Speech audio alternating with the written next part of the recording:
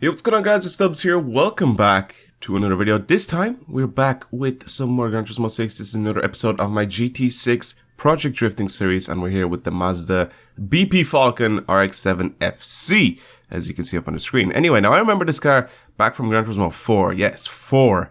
Me and my friend used to go around on, it was like some Las Vegas track, I think.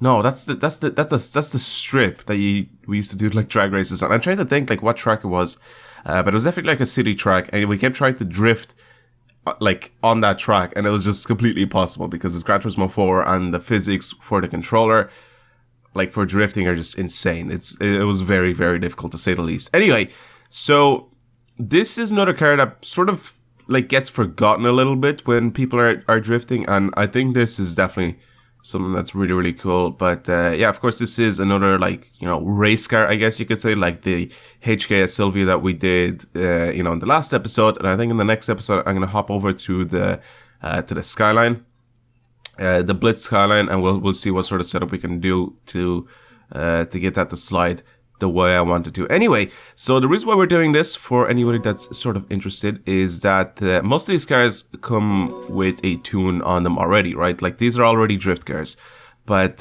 they don't really handle the way I want them to for, you know, basically just because of my drifting, like, style is a little bit different. Like, my setups are going to be a little bit different. So I usually get these setups to be the way I want them to, and then I end up like drifting these. And to be completely honest, it does change them quite a lot. Like, if you leave them the way they are, and then you like sort of change the setup. This dog, dude. And then you change the setup on them, they'll make like a huge difference, right? So I'm trying to see what sort of setup I can add to this thing. I had to shut my windows. That fucking dog was so loud. Jesus Christ. I can hear him like through my headset. I can still hear him now whenever he barks. Anyway, let's just get back into the video, right? So anyway, toe in, let's bring this down. Not into having that crazy toe in. So bring this to about 0.15. And then the toe, since I'm not on a wheel, let's give it some positive toe instead to around yeah, sure. Let's leave it at that. So I'm pretty much adding like a basic tune to this thing right now, and then we'll see what this thing drives like, and we'll change it accordingly. So I'll keep this to around 250 kilometers an hour. Now let's bring this all the way up. Same with the braking sensitivity, because we want to sort of lock the diff. And then let's add a little bit more horsepower, because we're only at 400. 620, that's quite a bit. Actually, that is quite a bit. So let me do that, and do the weight reduction, and that's pretty much it. So that's a lot of horsepower for this thing, but it should be pretty good. What does it look like now? It should be a little bit lower than before. Okay, cool. So let's hop onto Scuba this time, because I can't remember last time I've been on Scuba, but anyway, let's just do it and see what this thing is like. And see what else we need to change on this thing, so it's good here. Now, mostly I usually change the you know, the transmission settings all the time. Like, whenever I change track, I change to a different set of like transmission settings. It's pretty much just the same of like just bringing the max speed up or down. I don't usually change anything like specific, but like I said, I usually just change the max speed up or down depending on what track we're on. If I want like longer gears, if I want shorter gears, stuff like that. But everything else usually stays the same. It's very rare, like, there's very rare circumstances where I actually do end up changing the setup of a car itself whenever I change track.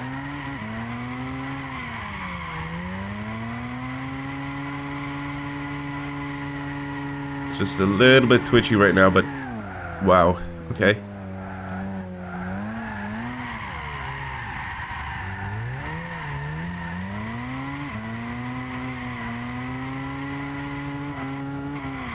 Okay. Well, like I said, it's a little bit twitchy.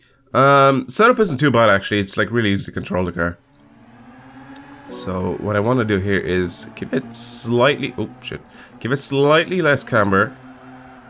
Bring this to around 2 degrees to front and maybe 1.3 at the rear. And the toe... Let's bring this up to 2.5 or 0.25. And see how much of a difference this makes. Is usually that stops the twitchiness, right? The like less camber. I've done that before. Maybe even like softer suspension, I can try to do that. But I don't really need that right now.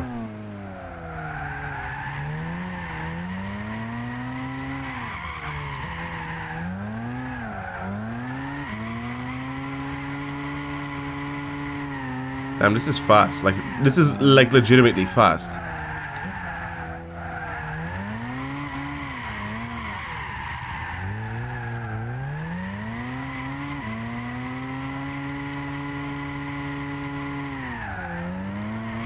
Oh, this is so easy to control right now.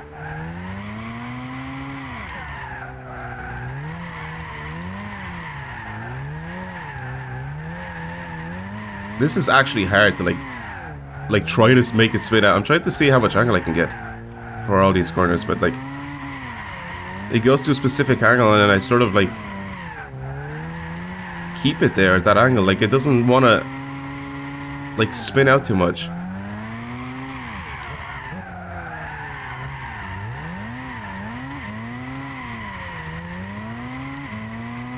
And then all I do is just change gears and then go all the way up. Damn, this is actually pretty good. Alright, well, pretty much all I have to do is just work on my car control a little bit with this car, and I should be able to get this thing to sort of pretty much put it wherever I want to. Wow, that time I went a little bit too fast. I didn't initiate fast enough either. It sort of took me a while. Like I said, all I have to do now is just work on my car control with this thing a little bit, and then should be able to get this thing to... See what I mean? Like, it just goes wide. If I don't end up, like, sort of controlling it. So yeah, if I start off in third gear, I'll definitely end up spinning out. Because this does have a, like, a... This has a lot of power. I think it has a little bit too much power. Look at that. Jesus Christ.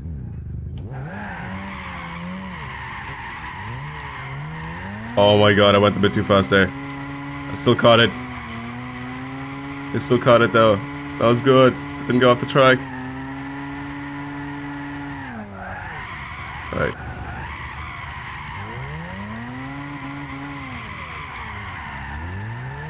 This is just stupid what I'm doing right now.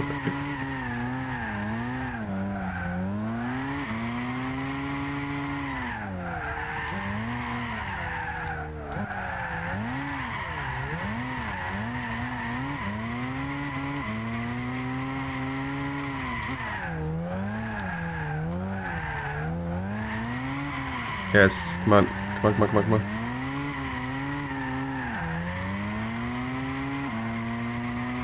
Come on, let's keep this all the way, all the way, all the way. Come on, come on, come on, come on, come on, come on. Yes, there it is.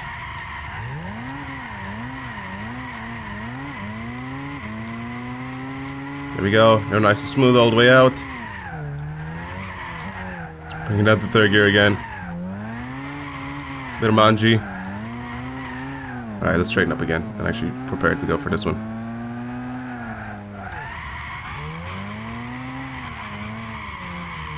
Let's go a little bit wider.